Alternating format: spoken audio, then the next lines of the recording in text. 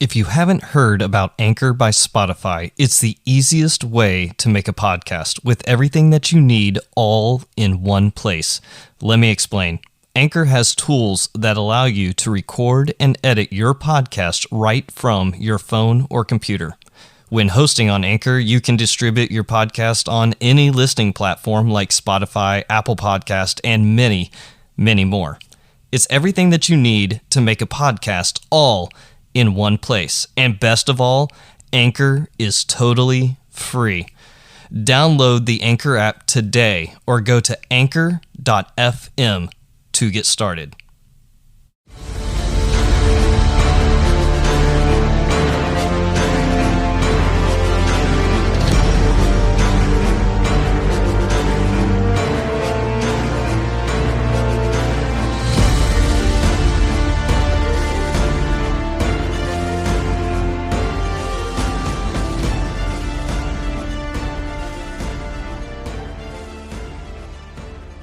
Welcome to the Wartime Leadership Podcast, where we explore what spiritual resiliency looks like from different perspectives.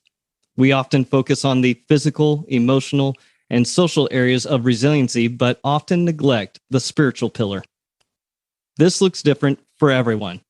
We will be exploring what spiritual resiliency looks like in the lives of our guests, who are people from all different walks of life.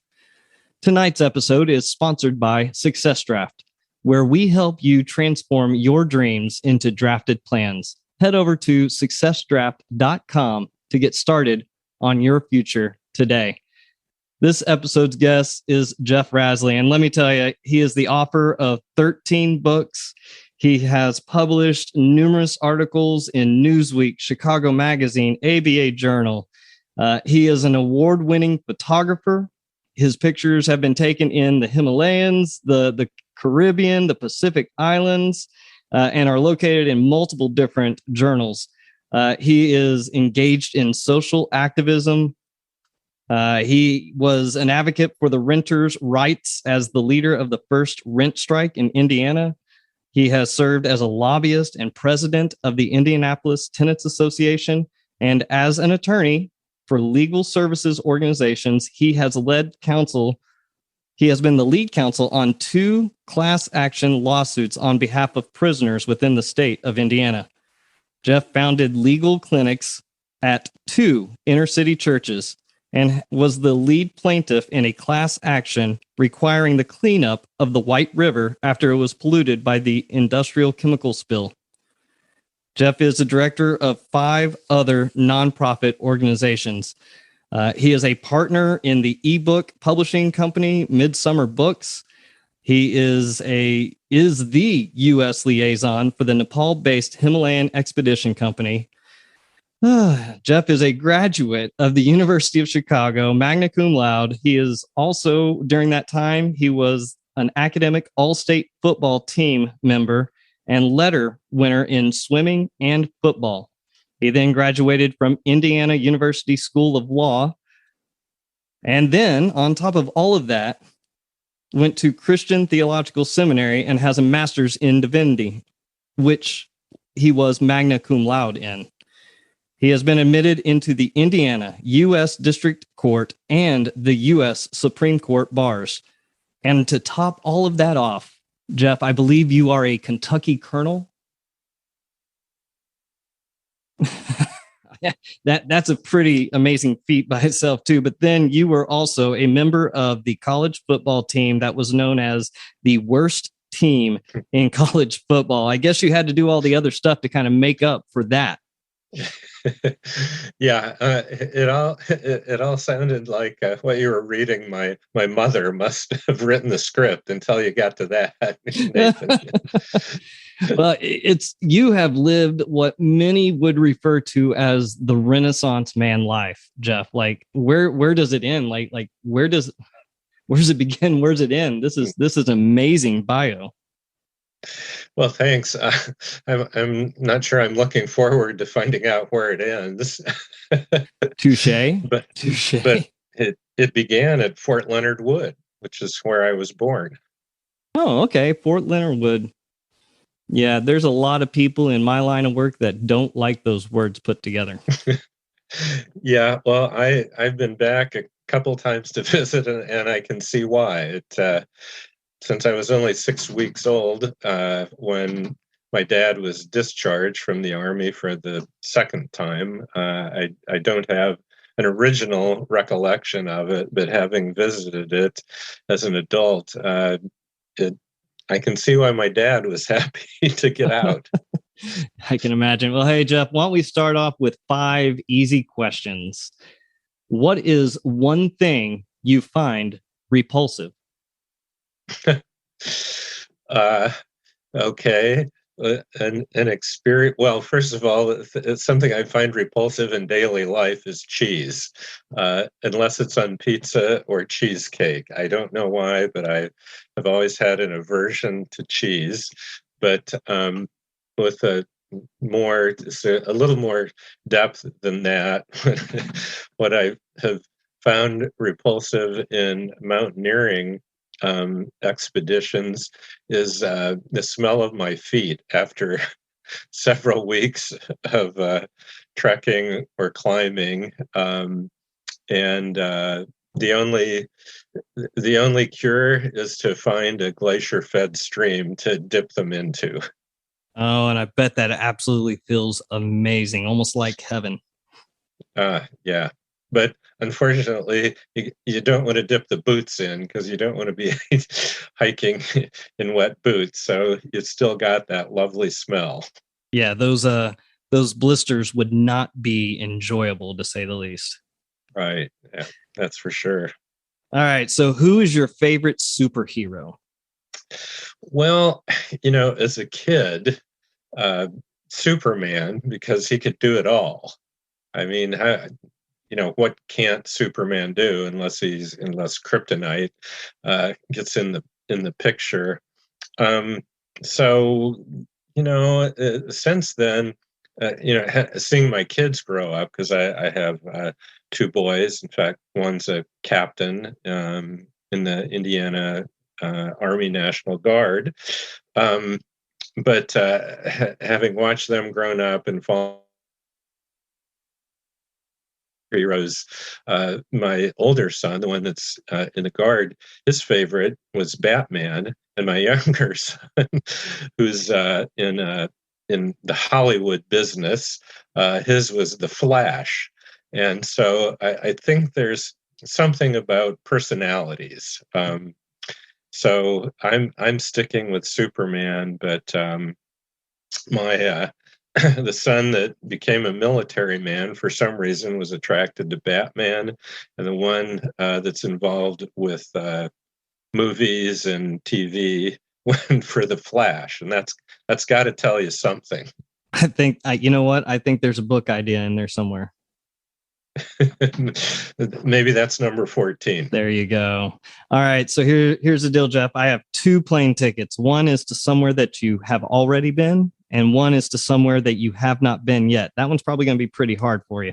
Where are these tickets to? Okay, I would love to go back to Nepal because since the pandemic hit, my foundation, we've been trying to send one of our representatives over for the last 2.5 years, and we're hopeful that this fall in October we'll be able to finally send a trekking group back over there and to visit our what's going on with our foundation. So Nepal would be where I've been before. I would like to go to Malta. Before we went on the air, we were talking about how we both have an affinity for history, and I think Malta would be a fascinating place to visit. I haven't been there. All the history of the Crusades and just about everything that's gone through the Mediterranean. From the ancient Egyptians and Greeks up through World War II. Malta has one way or another been involved with. So I'd like to go there. Absolutely. That would be amazing to be able to go. Shoot, I'll go about anywhere at this point with coming out of COVID finally. I would go about anywhere. So that's really good that you would go back to Nepal to go check in on your foundation. Speaking of which, can you give us a little bit of background on that alone? Sure. The formal name of the foundation is the Bassa Village Foundation USA Inc., and it's a 501c3 tax-exempt foundation corporation. And we have a sister NGO in Nepal, which is the Bassa Village Foundation Nepal NGO. And we work together with a primary focus on this remote area called Bassa, because that's where the guys that work for Adventure GeoTreks and the owner of Adventure GeoTreks is from. That's their home village. And the trekking and climbing with those guys is what began my interest in that area, because back in 2006, I was on a climbing expedition. The outfitter company was Adventure GeoTreks, and that was the first time I had used that company to outfit our expedition. And I learned that all these guys that, our Sirdar head guide, cooks, porters were all from the same village. And they had a little 3-grade school. And they told me that for $5,000, they could add 2 more classrooms and pay 2 teachers, a 4th and a 5th grade teacher, for 3 years, $5,000. Wow. And so they asked me if I would raise or donate that amount. And I'd been doing, some charitable kind of work in Nepal for some time. And so, how can you say no to that? But what I thought would be really cool is to get a number of climber trekker friends to donate, and then we'd go over and trek to the village and see the school, meet the kids and the teachers, and ended up doing that. But the trek to Bassa turned out to be one hell of an adventure in itself, because initially 10 of us signed up to do it. 2 people had to drop out before we even flew out of the US. Anyway, only 3 of us actually made it to the village. And I wrote a book called Bringing Progress to Paradise, which describes sort of what led up to that and how people kept getting dropped along the way before we finally got to Bassa, from like a pulled groin muscle to a guy slipping and sliding in a mudslide. Wow. Down a mountain trail to severe blisters. And so anyway, it was an amazing experience. But when we got to the village, the entire village, about 250 people were waiting for us, and they built a little arch that's in English said welcome. And every single villager had a lei, flowers, and literally covered us in flowers to welcome us. Wow. It was just this spectacular, wonderful experience. I've never had anything like it, other than each time I've gone back to the village, they've welcomed us the same way. So that's, yeah. So since that, just that school project, that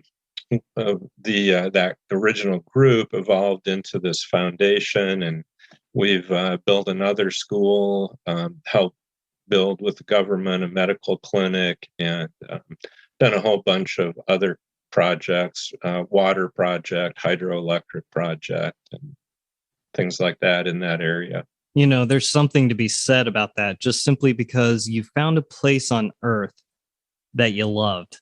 You found an environment that you actually loved, and then you invested in the people that were there. So you invested in the relationship, right? That's where a lot of that came from. Yeah, you're exactly right. I mean, the relationships that I built with the guys from that village that were our, the staff, looking out for us, carrying our heavy gear, making meals for us, guiding us. Um, and they were just such wonderful people. Sir Edmund Hillary described the Sherpa people as the strongest and kindest people in the world. Um, the people from Basa are not actually Sherpas. They're from a different ethnic tribal group called the Rai. But all the people that live up in these villages or yak herders in the Himalayas are like that. They're just wonderfully kind, sweet, funny, and just unbelievably tough and strong. So yeah, they're just I love being around them, and that's why I've gone back there so many times. Wow. Well, can you give us a little bit about your background, kind of where you came from in college up through and how making the decisions you have has led you to where you are right now? Yeah, so I grew up in a small city called Goshen, Indiana. When I was growing up, the population was about 10,000, and it's more than tripled since then. But it was small enough that everybody knew everybody. One high school. My family were early pioneers in the area, so kind of everybody knew my family, and I knew most all the kids in the town and so forth. And so it had that kind of delightful sense of it takes a village, people looking out for each other, but also felt very stifling. So by the time I was a teenager, I felt more stifled than cared for. Um, and so I started college, went one semester, dropped out, worked in a factory, saved up $65, and with $65 in my pocket, took off hitchhiking across the country. And that was kind of the first of many travel adventures that followed. And a year later, a friend and I from my hometown took a motorcycle trip from Goshen, Indiana, and ended up in Mazatlan, Mexico, where his motorcycle was stolen and mine was wrecked, all within a matter of hours. Oh, And wow. so we ended up having to make our way home without much money left and without the wheels we started off on. And Wow. so, yeah, just I loved travel adventures, and still do. It has definitely brought you to an amazing. I cannot even imagine just trying to. Did you hitchhike back, or did you find somebody that was able to give you money? Well, we took a train from Mazatlan up to Mexicali, and then got in Southern California.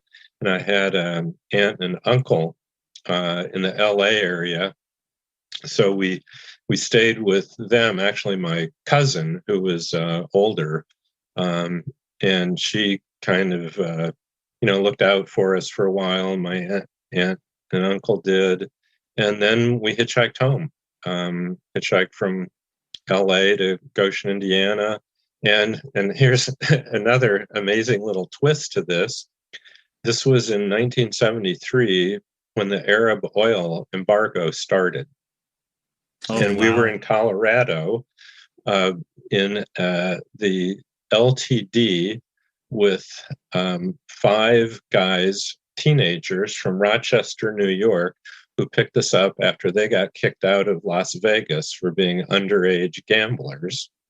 And so there were seven of us stuffed into this big old LTD, driving across country. And in Colorado, the entire state ran out of gasoline. So Wow. what we decided is we would find some very luxurious looking rich person's car and siphon enough gas out of it, which we did, to get out of the state and then we paid a farmer something like $10, $20 for a few gallons of gasoline, and this was, back, the ordinary price of gas was, maybe 50 cents a gallon or something. So he made a good deal on that. Yeah. So anyway, the farmer sold us gas at a pretty high price, but he sold us gas, and eventually we found some gas stations as we got further east that were open, and those guys dropped us off by the interstate near South Bend, Indiana, and we hitchhiked the rest of the way home. Wow. That is, man, they could make a movie out of your life. Just one adventure to the next. Absolutely amazing. But in all of this that you have done, whether it's leading an organization, leading a class action lawsuit, hiking the Himalayas, kayaking throughout the Pacific Island chains, you must have developed a leadership style that was very unique to you. So how would you describe your leadership style? Well, and first, I'll preface it by saying I eventually became the senior partner in a small law firm. And so leadership style there was very important in the sense that our small group of lawyers and paralegal secretaries, relied on my leadership to some extent to make the firm work, to provide a living for all of us. And so in that context, what I thought was really important was to let people do what they were capable of doing with the least amount of interference from me, and to then financially reward everybody when we did well. So we had a bonus program every month that we made a profit. Every single person in the firm got a bonus, and it was on a formula. And so the few employees we had were very happy to work there, because they didn't have me or my partner looking over their shoulder. We hired people that we thought were competent, and then they knew their job and they did their job and came to us if there was a problem. And if we saw a problem, we try to correct it. But loose and flexible would be one description, but also wanting to really reward people when the organization did well. And the one, and I think that translated well to leading mountaineering and trekking expeditions in the Himalayas. And one thing that I always thought was important to stress with people in trekking groups was that they should go at their own pace. That the two sort of most common problems that develop for people in Himalayan trekking expeditions is they get sick, bad water, bad food, or they get altitude sickness. And so you're less likely to get sick if you don't run yourself down. And so people who feel like it's a race and they want to go really fast and be the first one to camp or to lunch or something like that, as opposed to just going at your own pace, stopping, taking photographs, breathing the air, just taking it in, is a much healthier way to trek. And so that's again, I guess that sort of is just a different permutation of loose and flexible. Now, real quick, what's the difference between trekking and mountaineering? Yeah. So in climbing or mountaineering. Mountaineering will involve climbing. And so on a mountaineering expedition, at some point, you're going to put on crampons, use ropes, carabiners. Just you will have some amount of technical climbing. Trekking is just hiking and camping. Okay. So I can definitely see why you would need to change your leadership style between the two different concepts of trekking and mountaineering. Now, while you were up higher up in the mountains and whatnot, I'm sure that you saw some of the most beautiful landscape that you can imagine. I mean, you did win, quite a bit on the photography with your shots that you've taken in the Himalayan mountains. So talk to me real quick, because I've heard a lot from some people who have said that they've had a spiritual experience while in the mountains. Yeah, the most moving experiences I've had in a positive way in the mountains I can describe as, mountaintop experience, awesome in terms of just opening up to the spectacular beauty all around you, because you've been to the Rockies. You know what it looks like to see these, pristine, snow-covered peaks and blue sky, and at night too. Where the stars are so bright. You can see the Milky Way so clearly, there's no light pollution. It's just, that whole experience is awesome. But I'll tell you, the actual, in terms of an amazing, almost miraculous experience I had, was actually not in the mountains. It was in the ocean.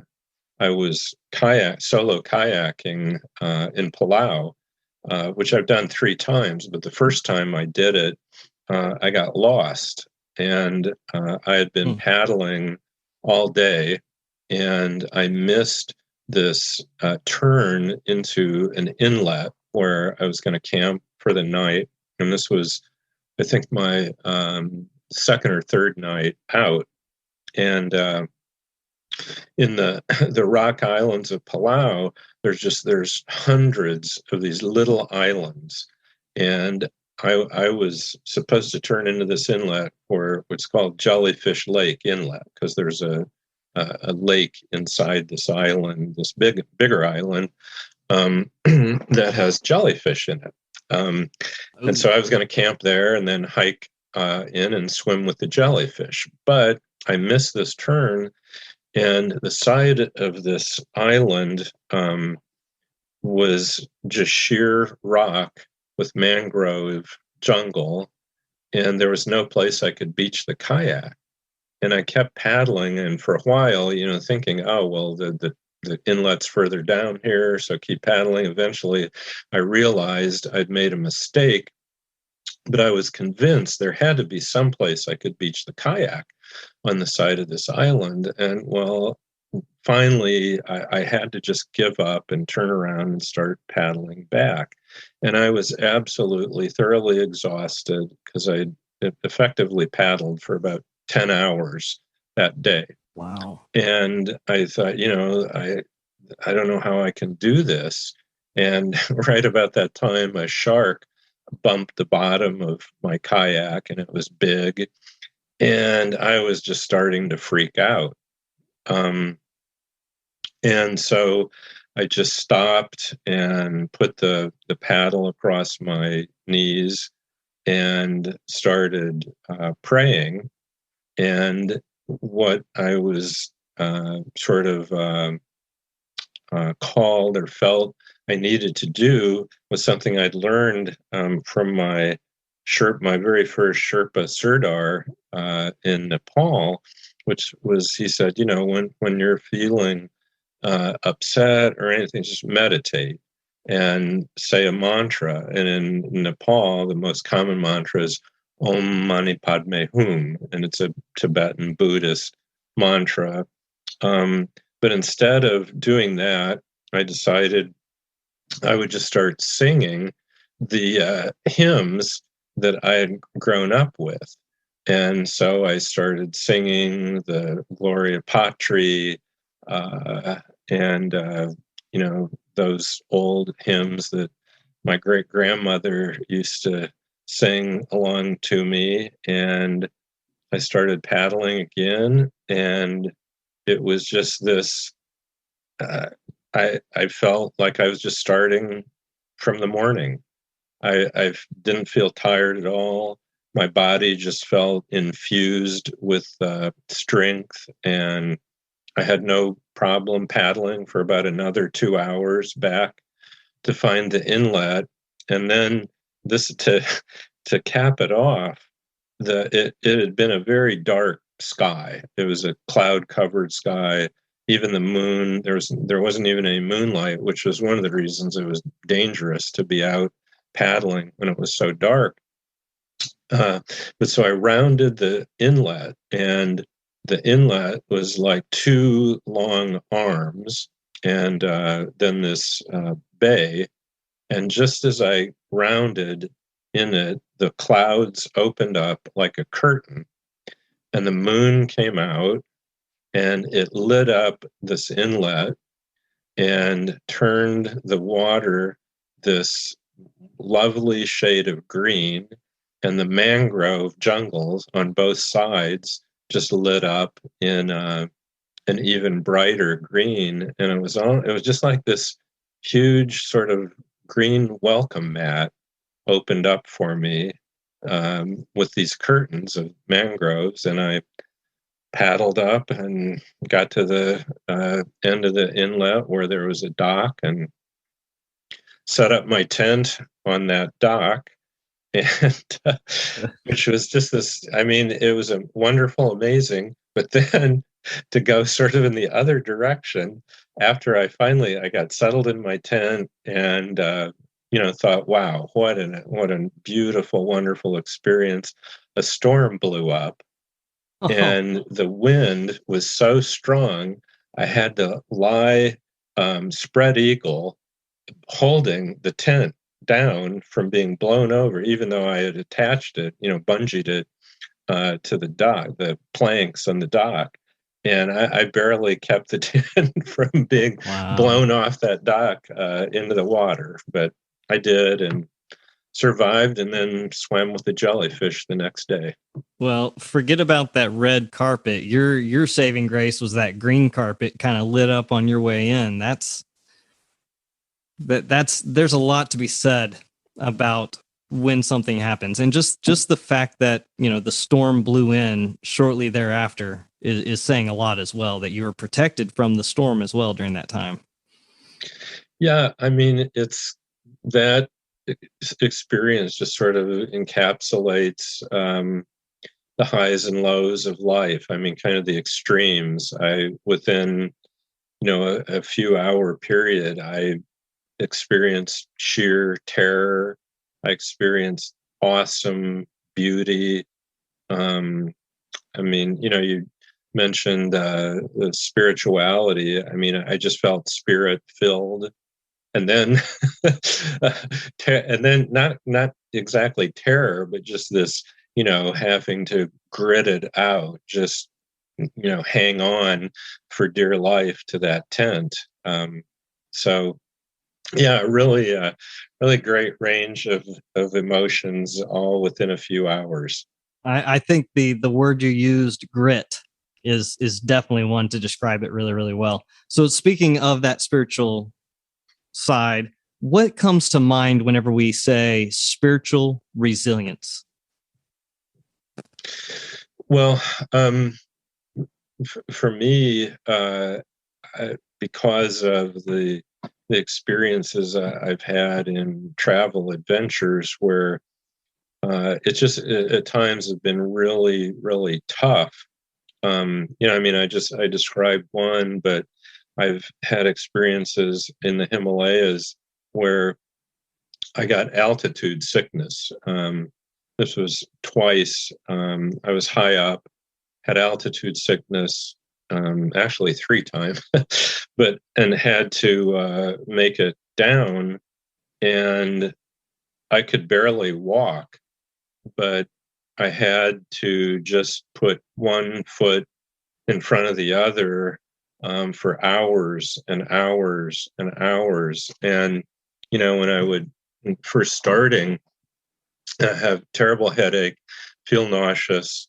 My muscles are starting to get ataxic, meaning you're just kind of losing control of your muscles. And yet you have to take that step, and then the next one, and the next one. And it's almost like my consciousness was getting smaller and smaller until there's just this little pinpoint left. And all that's left is this determination to take that next step.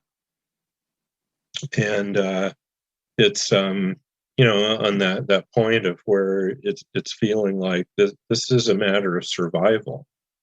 The worst one was there was an avalanche when we were coming off of this mountain called Mira Peak, and there had been avalanches all around.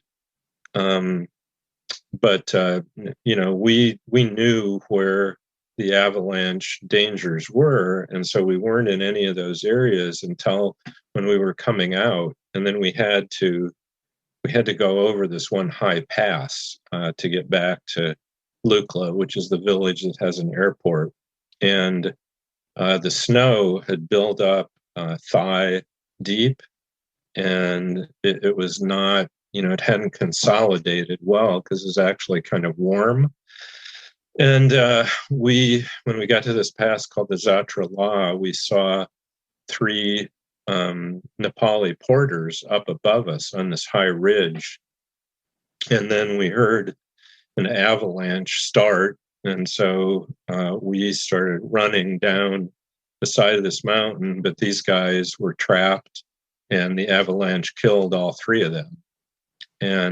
But we saw them. We didn't really know what was happening to them in the moment, but all, the focus was just on not taking one step in terms of walking, but running one step to the net just to get down that mountain. And we were lucky. Our team just spin drift, hit us, which doesn't hurt. I mean, it's just like being kind of in a temporary blizzard.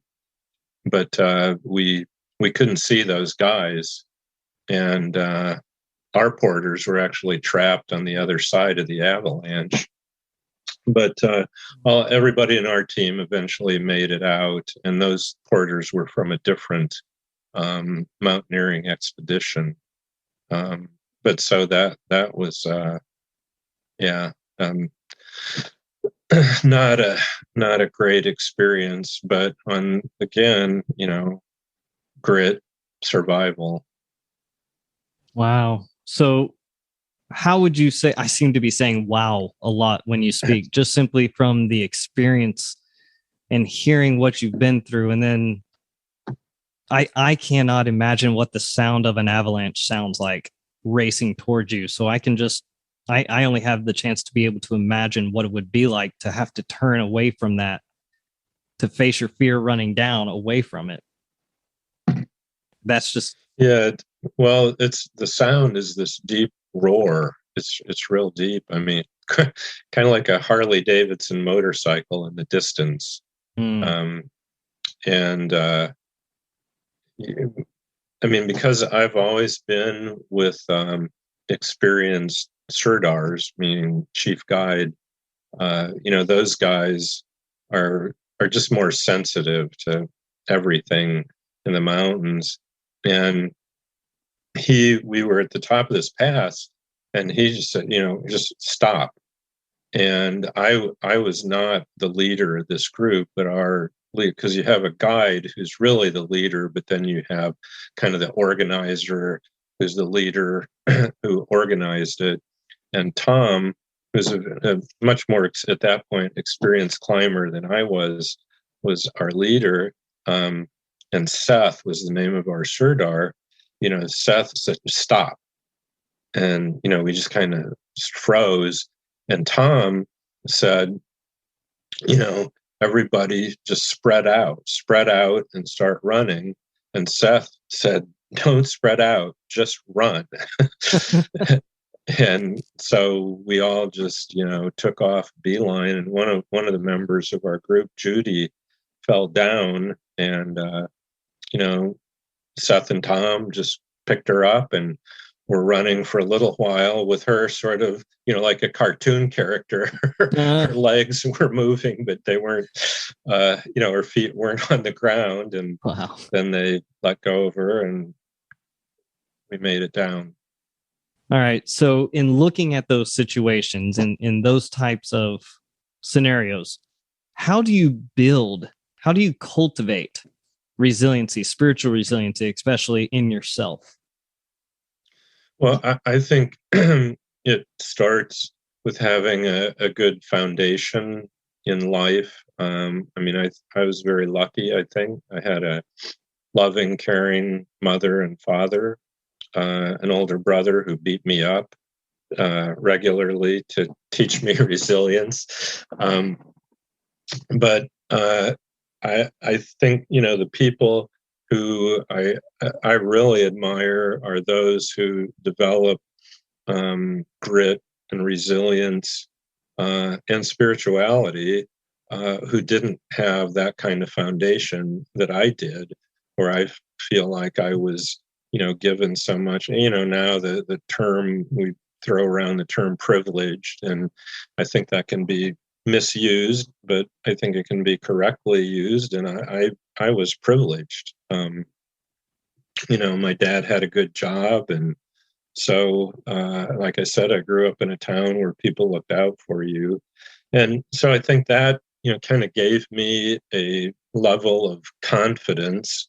And also, I think playing sports. I played sports from 8 years old, summer league baseball, and I just always loved being on teams and playing sports, and was lucky enough to have a fair number of good coaches, some that weren't so good. But, all of that, I think, built a foundation of confidence. And then I was just, I guess, just born with an adventuresome spirit that I was curious and wanted to experience different, different cultures, different people, exciting things that were very different from my little kind of boring small town.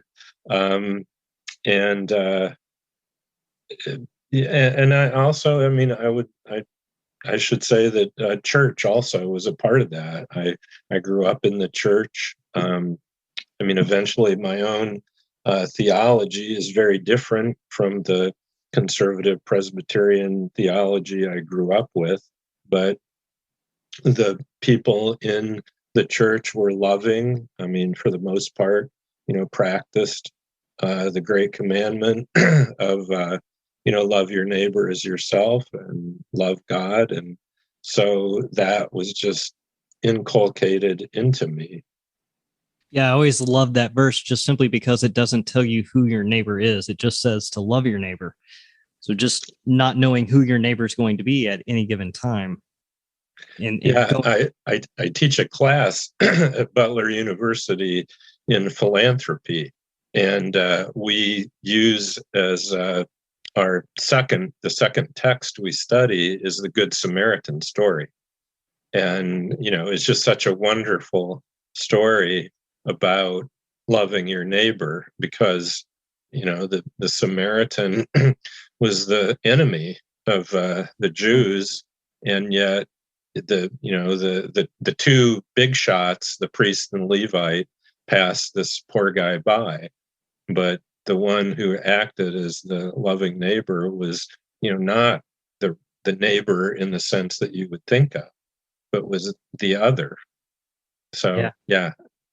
It's just good stories all around within all of that I love how you said for your own spiritual resiliency, how you built it up and how a baseline foundation was around your family. But now with your family, your wife, your children, how do you build and cultivate spiritual resiliency for them or as the family unit? Well, I very much tried to mimic what I was given.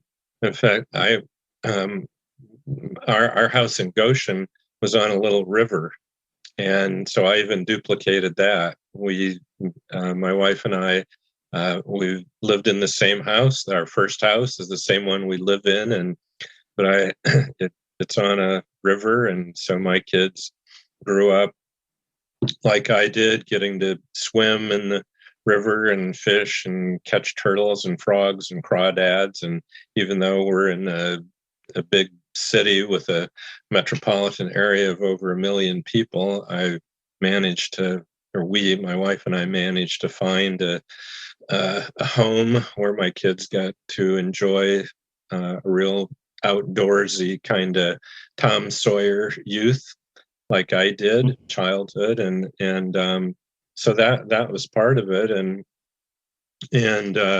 they grew up in the church as we did. I mean, they had to go to church and Sunday school, like it or not, just like I did, and but quick little story. So the older one, they're just 20 months apart. So the older one hits 14, and in the Presbyterian church, you go through this communicants class, and then you're considered an adult as far as the church goes, and you're a member of the church. And so James got there, and so I said to James, now, this means that now if you come to church or not, it's up to you. You're an adult as far as the church is concerned. He said, yeah, okay, right, Dad. And so he keeps coming to church every Sunday. So the younger one, the one who went to Hollywood, hits that. And I say the same thing. And he says, great, I'm never going back. And James, the older one, looks at me and said, what? You mean you really meant that? Well, yes, I did. And so they both quit going to church. Well, we all take our paths, right? Our son actually turns 14 next month, so we're not gonna let him listen to this episode, so he doesn't know that he has the choice. Yeah, maybe he'll be like James, and even if you told him he did, he wouldn't believe you. Yeah, right, Dad. Oh, he'd probably give that one to me. I know for sure. Well, it's been absolutely amazing. Do you have any book recommendations that you have? You mean books that I've written, or books that you have not written? That I have not. Oh crap! You're not going to let me do a commercial. Well, I will. Yeah, I mean, there's so many books that I love. So let me think.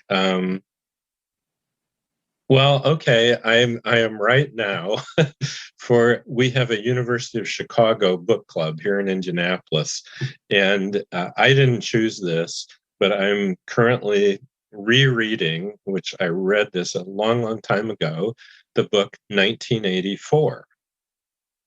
And yes. I'm really enjoying reading it again after decades because of how it warns us against authoritarian regimes and how the government can turn into a tool of repression as opposed to being what it ought to be, which is a means to help people reach their full potential. And with seeing Vladimir Putin and the way he's behaving, it just reminds me so much of the Big Brother character in 1984, who was modeled on Hitler. Oh, absolutely. Yeah. So here we go again. Of course, then maybe we should all reread Animal Farm as well to think back to the communist time period. Yep. Well, yeah, that's right. I mean, Orwell, fascist, communist, he saw them both pretty much as the same, not not humanitarian, not democratic. That what was important is maintaining power at the expense of the people, as opposed to the other way around. Yeah, absolutely. So you have 13 books. Now, I was doing research and I was going through all 13 books that you have written, and I was trying to choose one. I always like to buy one from any of the guests that we have on. And I just couldn't choose. I was sitting there looking at the screen going, "Oh my goodness, I have to choose one of these to read." So, I need you to help me and help the listeners out. What is the one book that you have written that you absolutely love and you would Well, say is the first one to read? well, see now, Nathan, I think you should have helped paid off my student loans by buying all 13 of them. Well, I think I always sort of like the last one best, but really, I would recommend You Have to Get Lost Before You Can Be Found, which is it has a lot of pictures in it. In fact, the ebook has even more photographs in it than the paperback book. But it tells my whole story of going to Nepal and how I got involved with the Bassa Village Foundation, and it has various adventures included in the book, but also the important message that we've been talking about, which is giving of yourself, loving your neighbor as yourself, and how I eventually figured out one way I wanted to do that was through this foundation, the Bassa Village Foundation in Nepal. Um, but it also has a story, which I haven't mentioned yet, of how I got lost by myself because I stupidly left my sirdar behind and went off to climb this mountain on my own and got lost on it. And Oh, so it turned into kind of a microcosm of the point of the whole book, because eventually I found my way back to base camp after being out for 12 hours or so, trying trying to find my way back and starting to panic and so forth.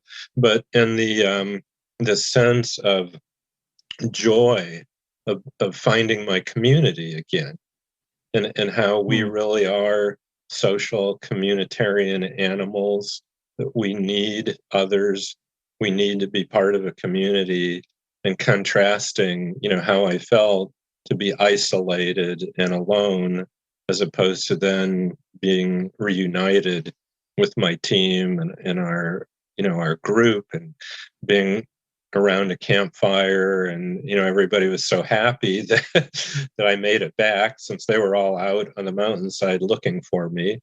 um Now, did your Sherpa, was he actually the one that finally actually found you? no, I found them. Oh, okay. And there were, most of them had come back to base camp and given up. There were still three of them up on the mountain. And I got disoriented because a cloud descended on the mountain and I couldn't see beyond about 10 feet in front of me. And I was disoriented and I came down the other side of the mountain. So I was on the wrong side of the mountain, thinking I was on the right side. Oh, And I was wow. very confused because I kept going. When I found eventually found the trail that should have led to base camp, and it didn't.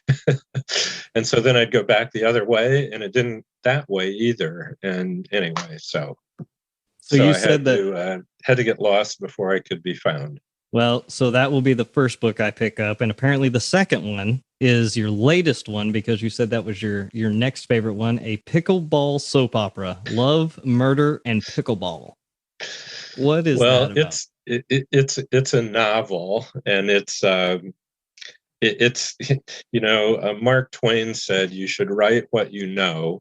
And during the pandemic, I've been playing a lot of pickleball, and so I've really gotten into that sport and enjoy it, and decided, instead of just writing a manual how to play pickleball, I mix a manual of how to play pickleball in with a romance, murder, mystery, thriller story, and that brings in Osama bin Laden and Al Qaeda and the CIA and this big sort of network of spies and terrorists, and they're all after these poor pickleball players. Okay, so I think I have actually found my new first book that I'm going to pick up of yours. I definitely think that that's going to be the one. Jeff, thank you so much for joining us here. It has been an absolute blessing. Do you have any final words for us as we start to log off? I would just say, always remember that the great commandment, and no matter how you understand God, whether that's nature, or the traditional view of God,